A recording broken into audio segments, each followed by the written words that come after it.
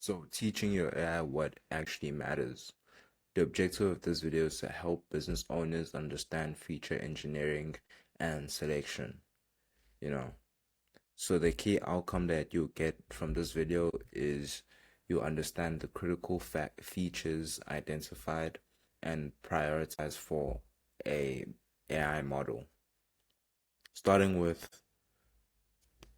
the power of features. So you've built your AI, you've organized your data, you've cleaned everything.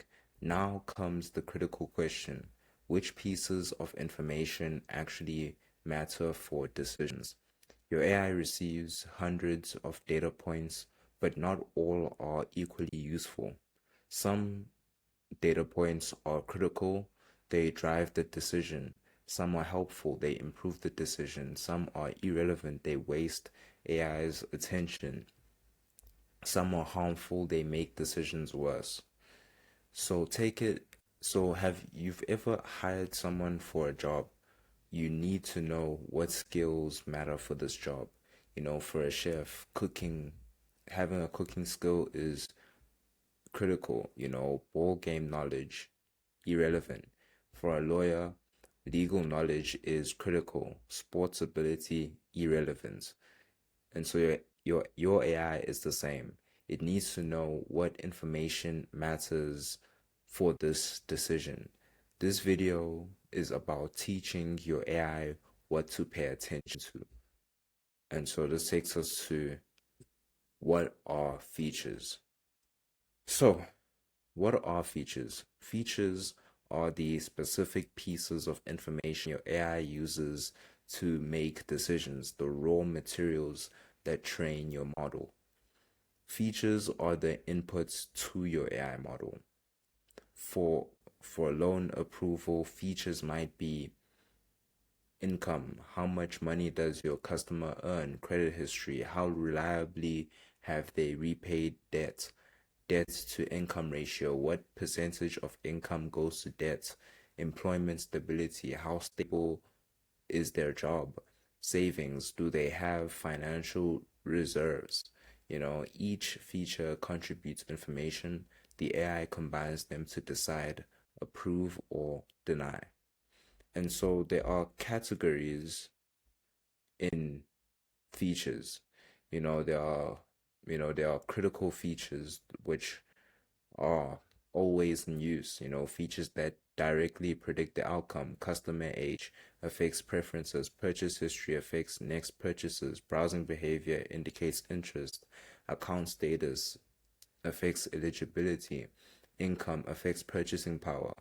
Then there are helpful um features where when you use if available, features that improve but aren't critical, you know,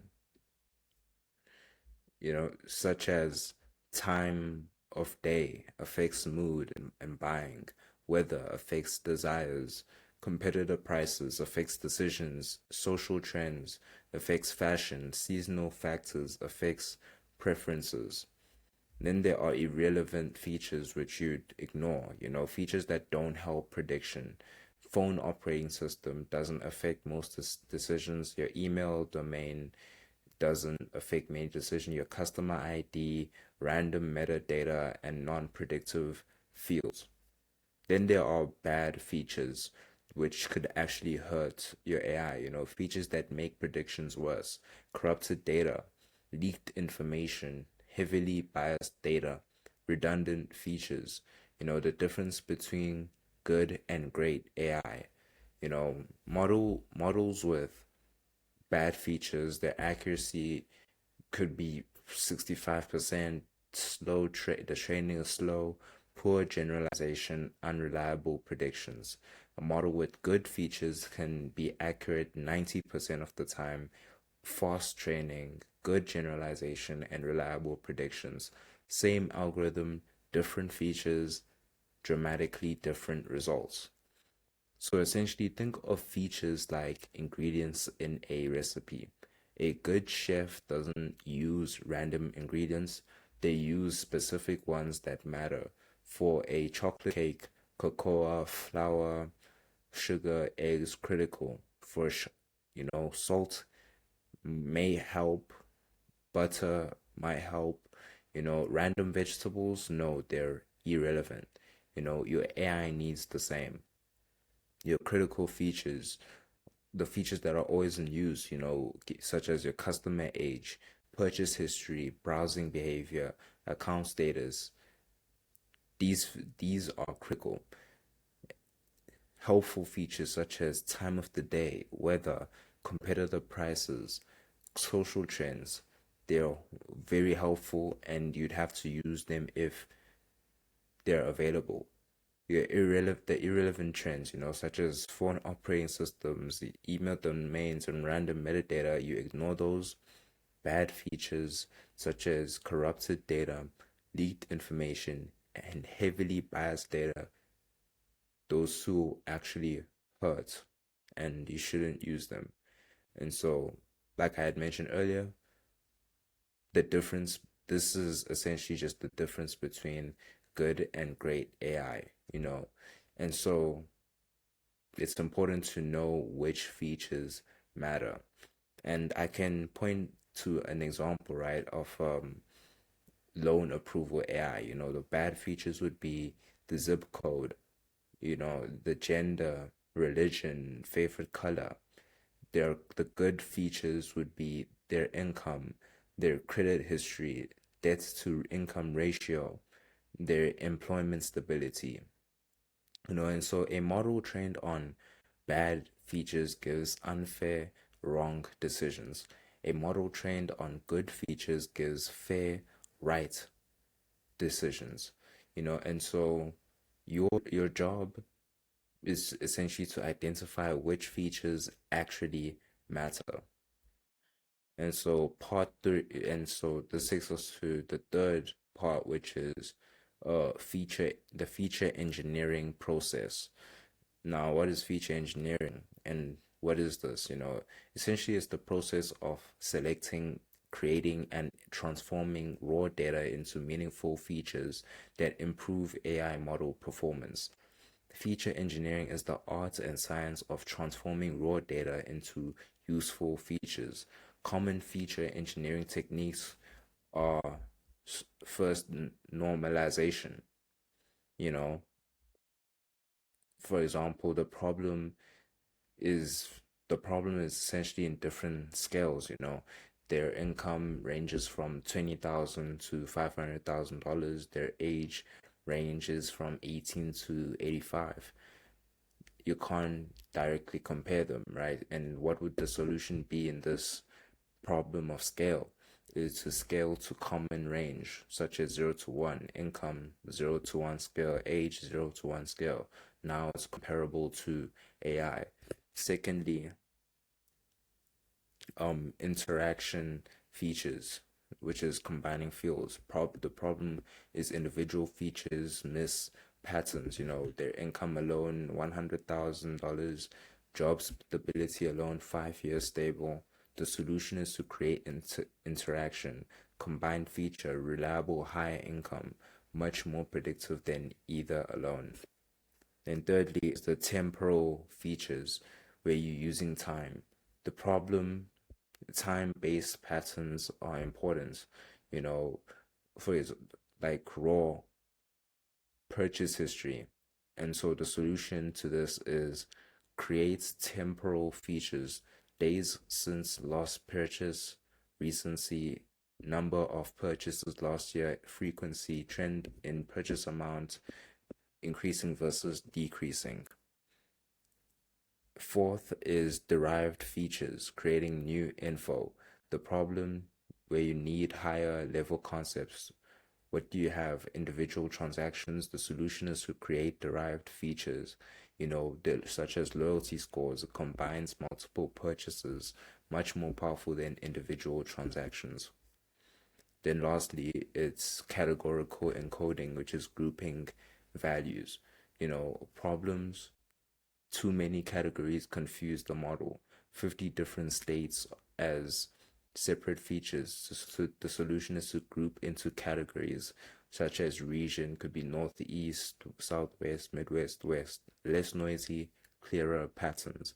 And so the results of good feature engineering is, so before your raw features had 100 fields, accuracy was 70%, training time was 8 hours, the model size huge.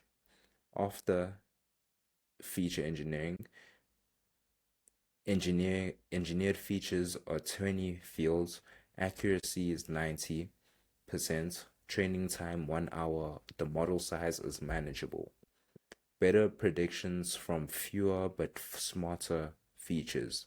And so it's essentially, so creating good features is, like I had mentioned, is called feature engineering. Think of it like winemaking. Raw grapes could be compared to raw data. But raw grapes are just grapes. They're not wine. They're not yet wine. Then they need processing. Ferment, and so fermentation and aging is the featuring engineering. Can draw similarities. Transform grapes into wine, extract essence, create complexity, improve quality. Similarly, raw data becomes useful features. For example, for raw data, customer table with 100 fields. After feature engineering, 20 powerful features that actually predict behavior.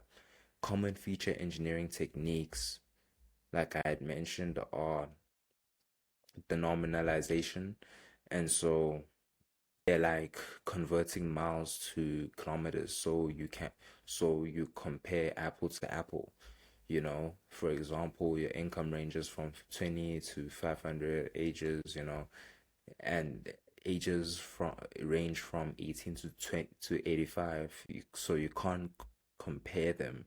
And so what happens is you need to normalize both to 0 to 1 scale, and all of a sudden they become more comparable. Second, like I mentioned, interaction features. It's like mixing ingredients, it creates new flavors. Pointing back to the example before, um, your income $100,000 per month, but $1,000, job stability, 5 years together, reliable, high income. Neither alone is as powerful. Thirdly is temporal features. It's like wine gets better with age. For example, days since last purchase, recency, number of purchases in the last year, frequency, trend in purchase amount, either increasing versus decreasing. And fourth, derived features is like making jam from grapes. For example, your raw data is your purchase history, derived feature is your loyalty score, combines multiple purchases, much more powerful than individual purchases. And lastly is the categorical encoding. It's like organizing spices in a kitchen. Your raw data, 50 states, encoded feature is the region, such as Northeast, Southeast, Midwest, West, less noisy, clearer patterns. And so, yeah, this is the results of good feature engineering, you know. And so, yeah. Now, now we're heading to feature selection. What is feature selection? Feature selection is the process of choosing which features to include in your AI model, balancing predictive power against complexity and interpretability. And so selecting features for your AI is like choosing which sensors for a car. You could monitor your engine temperature, your oil pressure, your fuel level, your engine RPM, your throttle position, and 50 more sensors. But you don't. You pick the critical one. And so the critical sensors are the ones that are always needed, such as the engine temperature, your fuel level, your oil pressure, your check, you check in the engine lights. The helpful sensors are, which are the nice to have, is the speed, the tire pressure, your battery voltage, and the noise sensors, which you'd ignore, is essentially your interior light brightness, your windshield wiper speed, your seat temperature. And so, similarly for AI feature selection, step one, you identify step one, you identify candidate features. What data could possibly help? Your customer profile, such as age, income, location, behavior, your purchases, browsing, clicks, the context, time of day, season, trends. Then there's step two, which is you measure the importance, you know, which features actually predict the outcome. Use statistical tests, correlation, how closely linked, are these things, mutual information, how much info about outcome, the feature importance from model. And there's step three, which is remove low value features, features that don't help, delete them. Fewer features equals simpler model. Simpler equals faster, which is more interpretable. And the step four, which is create engineered features. Combine or transform for power. Income plus job stability equals reliability score. Recent purchases plus purchase frequency equals loyalty.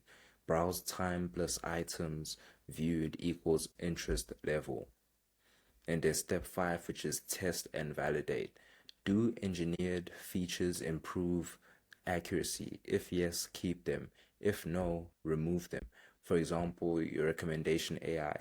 Candidate features could be 50 possible features. Of the measurements, 25 have correlation.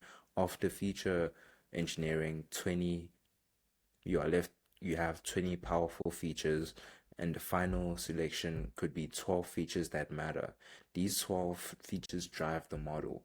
The purchase history, recency, frequency, amounts, browse behavior, time, items viewed, saved, profile, age group, income bracket, preferences, context, time of day, season, competitive activity, and so this could result in 90% accuracy, interpretable, and fast.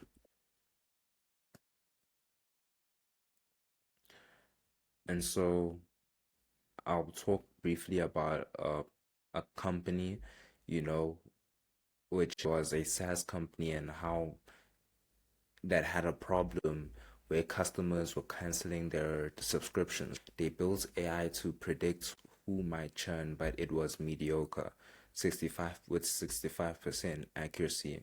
The problem was the initial features was account age, monthly spend, number of login. Now, these predicted somewhat, but not enough. Created new features.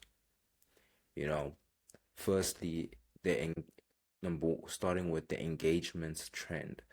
The raw data that they had was the number of logins last month. What was engineered was the logins this month and logins last month, or the last, you know, meaning are they using it more or less? The power was huge. Dropping engagements equaled churn signal. Then secondly, there was the support sentiment, where the raw data was the number of support tickets. This What was engineered from that was angry tickets or total tickets, meaning are they frustrated? Power was high. Frustrated customers churn. Thirdly is the feature adoption score. Raw data was users core feature, premium features. What was engineered was score combining all features used, meaning how much of products using. The power is non-custom, non-users churn faster. Then fourthly was the stability score, where the raw data was the account age, the consistent spending. What was engineered from that was the months with positive engagements over total months, meaning how stable is the relationship. power very high, stable, equals keeps buying. Then lastly is fifth is the comparative spend. The raw data being monthly spend of $1,000. What was engineered from that was the spend compared to peers in industry, meaning getting good value. The power that came from that was high because underspenders relative to peers churn, right? And so before feature engineering for this company was 65% accuracy.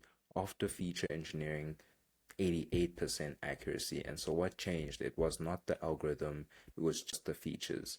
The business impact, it identified 40 at-risk customers per month, which was correct 88% of the time. The proactive outreach, we noticed you're not using X feature, can we help? You know, the result of that was it saved 30% of at-risk customers. The annual impact was $720,000 saved. The cost to engineers, 4 weeks, $10,000. And so the lesson to be learned here is great AI isn't all about algorithms, it's about features. Spend time on features, accuracy will follow. And so, what do you understand now? Your AI is only as good as the feature it receives. 80% of accuracy improvement comes from better features. The best features are engineered from domain knowledge, tested and validated, and continuously refined.